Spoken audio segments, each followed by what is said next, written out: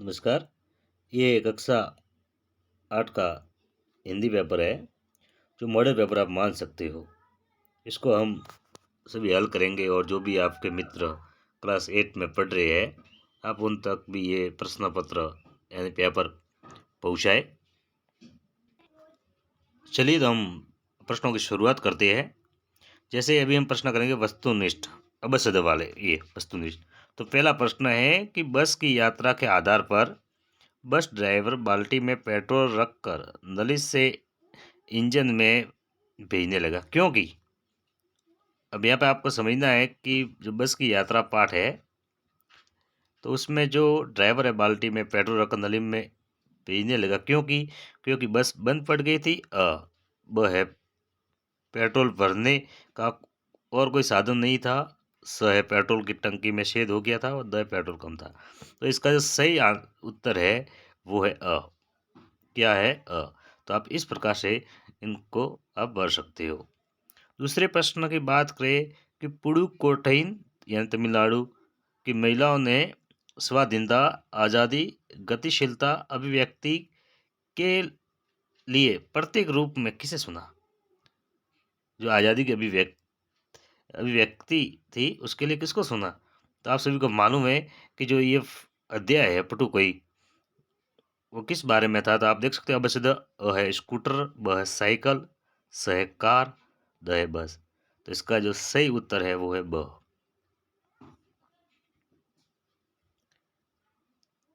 तीसरा प्रश्न है, ओस की बूंद हवा में किस कारण उड़ जाती थी?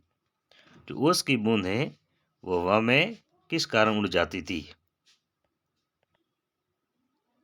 अ है सूर्यदेव के कारण, ब है ठंड के कारण, स है रात होने के कारण, द है बरसात के कारण।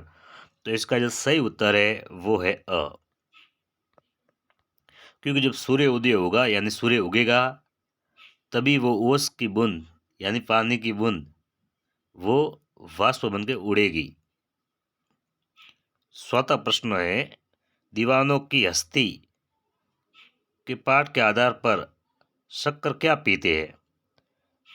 अ है दुख के घूंट, ब है हंसी के घूंट, स है सुख दुख के घूंट, द है दर्द के घूंट। तो इसका सही उत्तर है स, सुख दुख के घूंट पीते हैं। पांचवा प्रश्न है, सुदामा किसके बारे में पूछ रहे थे? श्री अ है श्री कृष्ण के बारे में, ब है द्वारका के बारे में, स है भोजन के बारे में, द है परिवार के बारे में। जब सुदामा श्री कृष्ण से मिलने जाती है द्वारिका, तब वो श्री कृष्ण के बारे में पूछते हैं। तो इसका सही उत्तर है अ। इसका सही उत्तर अ है, श्री कृष्ण के बारे में पूछते हैं कि भाई मुझे श्री कृष्ण से मिलना है। छठा प्रश्न है कि सौरभ हवा में तैरते हुए पाकों में तीरता है। रेखांकित शब्द का अर्थ स्पष्ट कीजिए। पाकों के नीचे ये अंडरलाइन है यानी रेखांकित शब्द है, तो इसका अर्थ बताना है। तो पाकों का पवन, ब पर्वत, स पंख और द पसीना। तो पाकों का अर्थ होता है पंख, यानी इसका जो सही उत्तर है वो है स।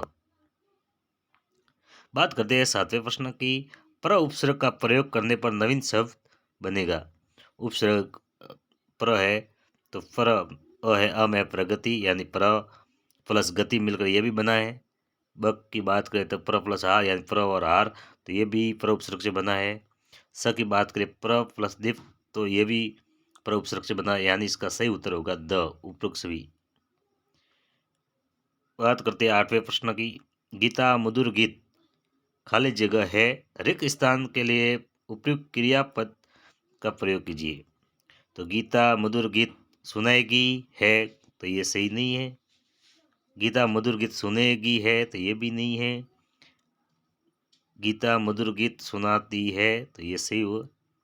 और द गीता मधुर गीत सुना है, तो ये भी सही नहीं बैठ रहा, यानी इसका सही उत्तर है वो है स, कि गीता मधुर गीत सुनाती है। बात करते हैं अति लघुरात्मक प्रश्नों की, जिसमें 9 से 14 तक है अति लघुरात्मक प्रश्न। अति लघुरात्मक प्रश्न है, छोटे प्रश्न होते हैं, इनको आपको 1 या 2 लाइन में उत्तर देना होता है। तो प्रश्न 90 है कि बाज नदी में जाकर क्यों गिर पड़ा? अगर आपको सही उत्तर लिखना है या मैं बोलता हूँ तो आप लिख पाओगे, तो इसको ध्यान से सुनो और आप इस वीडियो को रोक कर भी लिख सकते हो। क्योंकि जब सांप के द्वारा वार्तालाप होती है, तो सांप उसको कहता है कि भाई तुम्हें इतनी शक्ति बची है, तुम उठ नहीं पाओगे। तो इससे बाज के अंदर फिर उत्साह जगा और अपने शरीर को घसीट कर पहाड़ी पर ले गया और वहाँ सांस लेकर उड़ने के लिए हवा में कूदा। परंतु उसके जो पंख थे, वो उसके शरीर का बोझ नहीं संभाल सके, क्योंकि वो बहुत ज़्यादा घायल हो गया था। तो इसलिए उसके पंख उसके शरीर का बोझ नहीं संभाल सके, इसलिए जो बाज था वो नदी में जाके गिर पड़ा। ये इसका उत्तर है। दूसरा प्रश्न है कि साइकिल चलाने में पुडुकोट्टई तमिलनाडु की महिलाओं को कौन से आर्थिक फायदे हुए? कौन से आर्थिक फायदे हुए? तो जो पार्ट है जहाँ पहिया, इनके जो लेखक पी साई ने अपने इनके बारे में बहुत ही अच्छी बात लिखी कि साइकिल चलाने के कारण उनके समय और श्रम की बचत हुई, क्योंकि उनको कहीं भी जाना आना जाना था तो वो घंटों घंटों बस स्टॉप पर खड़े रहते थे।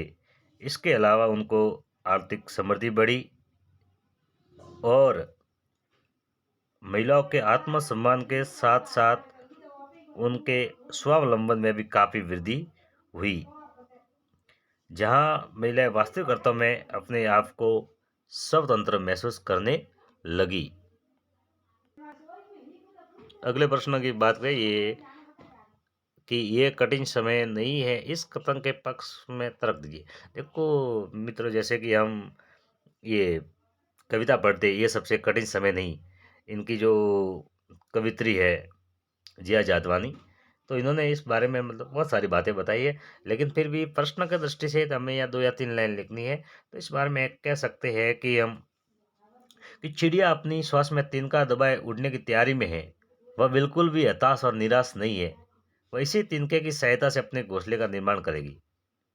दूसरी बात, डाली से गिरने वाली पत्ती को थामने के लिए हाथ तैयार है।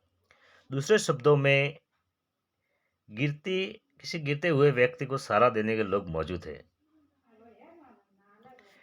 यह कवित्री ने बताया है कि निराशा के वातावरण में मनुष्य को आशा की किरण दिखाई है। इसके लिए उन्होंने चिड़िया को तिनका लेकर उड़ने और गिरती पत्ती को थामने के लिए तैयार हाथ, गंतव्य तक जाती रेल, किसी के द्वारा अपने परिजन का इंतजार करने के बहुत सारे तर्क दिए गए हैं।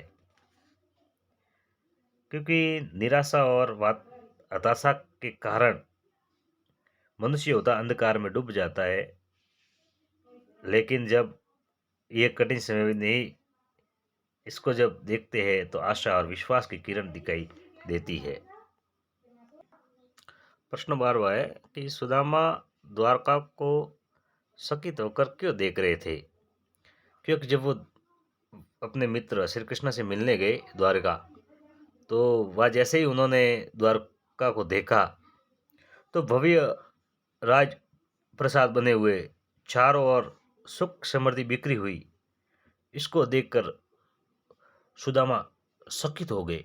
बोले मेरे मित्र इतने बड़े महाराजा की तरह रह रहा है। यह देखकर सुदामा चकित हो गए थे।